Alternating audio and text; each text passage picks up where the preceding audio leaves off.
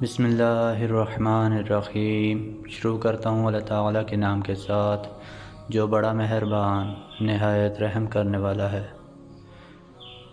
حضرت جابر بن عبداللہ رضی اللہ عنہما سے روایت ہے کہ رسول اللہ صلی اللہ علیہ وآلہ وسلم ایک سفر یعنی غزوہ فتح میں تھے۔ آپ صلی اللہ علیہ وآلہ وسلم نے دیکھا کہ ایک شخص پر لوگوں نے سایہ کر رکھا ہے۔ آپ صلی اللہ علیہ وآلہ وسلم نے دریافت فرمایا کہ کیا بات ہے؟ لوگوں نے کہا کہ ایک روزہ دار ہے۔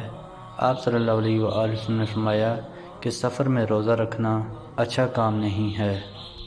حضرت انس بن مالک رضی اللہ عنہ نے کہا کہ ہم نبی کریم صلی اللہ علیہ وآلہ وسلم کے ساتھ رمضان میں سفر کیا کرتے تھے۔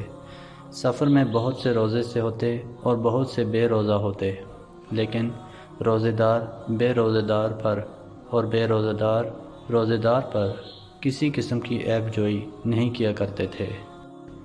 ام المؤمنین عائشہ اور ام المؤمنین ام سلمہ رضی اللہ عنہا کہتی ہیں کہ رسول اللہ صلی اللہ علیہ وآلہ وسلم نے ہمیں حکم دیا کہ ہم فاطمہ رضی اللہ عنہا کو تیار کریں اور علی رضی اللہ عنہ کے پاس بھیجیں۔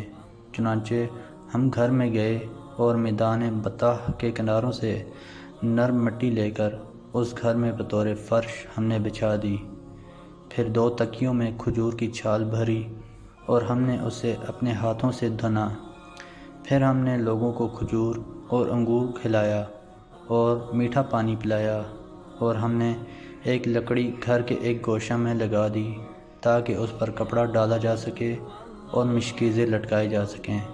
چنانچہ ہم نے فاطمہ رضی اللہ عنہا کی شادی سے بہتر کوئی شادی نہیں دیکھی۔ حضرت انس بن مالک رضی اللہ عنہ سے روایت ہے کہ نبی اکرم صلی اللہ علیہ وآلہ وسلم نے عبد الرحمن بن عوف رضی اللہ عنہ کے جسم پر پیلے رنگ کے اثرات دیکھے تو پوچھا یہ کیا ہے؟ انہوں نے عرض کیا اللہ کے رسول، میں نے ایک عورت سے گٹھلی کے برابر سونے کے عوض شادی کر لی ہے۔ آپ صلی اللہ علیہ وآلہ وسلم نے فرمایا، ترجمہ اللہ تمہیں برکت دے، ولیمہ کرو اگرچہ ایک بکری سے ہی کیوں نہ ہو۔ حضرت ابو سعید رضی اللہ عنہ نے بیان کیا کہ رسول اللہ صلی اللہ علیہ وآلہ وسلم نے فرمایا، کیا جب عورت حائضہ ہوتی ہے تو نماز اور روزے نہیں چھوڑ دیتی؟ یہی اس کے دین کا نقصان ہے۔ محترم دوستو، اللہ تعالیٰ سے دعا ہے اللہ تعالیٰ ہمیں ان حدیث پر عمل کرنے کی توفیق عطا فرمائیں۔ اللہ تعالیٰ ہمیں دونوں جہانوں میں کامیابیاں عطا فرمائیں، آمین یا رب العالمین۔ ویڈیو کو ثواب کی نیت سے زیادہ شیئر کریں۔ جزاکم اللہ خیرا کثیرا، والسلام علیکم ورحمۃ اللہ وبرکاتہ۔